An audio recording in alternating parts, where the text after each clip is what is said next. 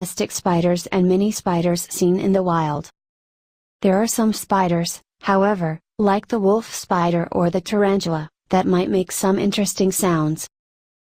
The wolf spider is known for its low purring sound, which is a vibrating sound that is made by male wolf spiders to attract female wolf spiders. Tarantulas, on the other hand, create a hissing sound that sounds like running water. These sounds are created by the lyra on their pedipalps. Now let's hear these sounds.